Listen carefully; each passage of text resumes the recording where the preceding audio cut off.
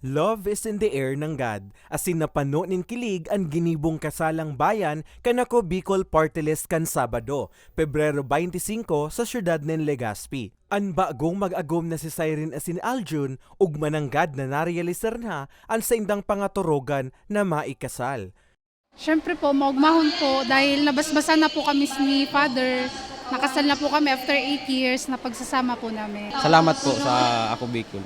An mag-agom naman na si Charita asin Rene, dakula man ang pasasalamat, urog ng antes ang kasal, may mga inagihan pa sindang personal na angat. Wala pa mang ipon, buti na lang po ta dumating ang Ako Bicol, nakapagpakasal po kami. Thank you sa mga nagsusuporta sa Ako Bicol, yaw nining programa ninda, takol na natabangan. Salamat sa Siring man kaini ang sentimiento kan iba pang pades na kabale sa kasalang bayan. Maugmahon po kami niyan kasi natapos man po ang kasalang bayan kasi sa hinabahaba po ng journey namin. Nagpapasalamat po ako sa lahat ng na-receive na regalo po na binigay po nila. Total na 49 padis ang kabale sa kasalang bayan ngunya na taon.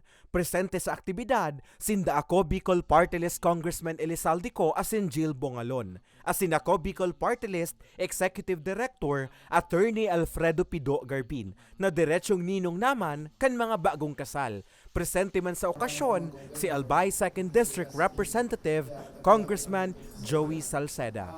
Kami man sa Ako Bicol Party List at sa muyang kaupanan, naging kaming instrumento na darahon kamo sa matrimonya sa matrimonya o sa itong covenant of matrimony of itong kasal.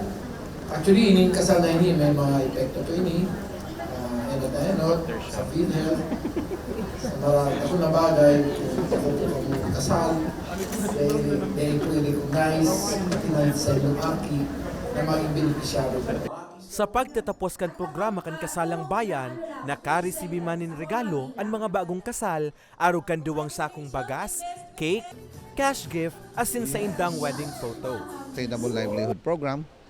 So priority sila dahil una naninong kami as principal sponsor.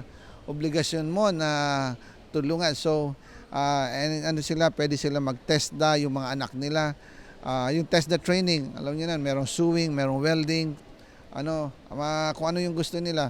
Then meron din binibigay na 15,000-20,000 na pwede pang sari-sari store na mamaya sa reception ibigay ba announcement na pwede silang bigyan din kung medyo may hirap sa buhay. Priority rin sila sa card ng Ako Bicol membership, sa hospitalization.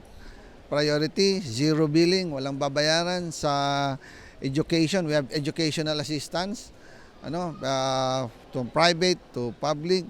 Meron tayong sa sa hospitalization, libre educational assistance. Meron tayong individual in crisis. Halimbawa, nasunugan ka, meron din tayong tupad, dahil binagyo, maglinis-linis. So maraming programa ang Ako Bicol. Ang next natin by next year, exciting, Ini ang pantulong kasalang bayan kanako Bicol Party List sa Albay, asigurasyon kan partido na padagos ang mga programang makakatabang para sa komunidad, nakatalaan man gibuhon ang parehong aktibidad sa ibang probinsya kan Bicol. Para sa mga baretang tatak Bicol, Carmelo Balia.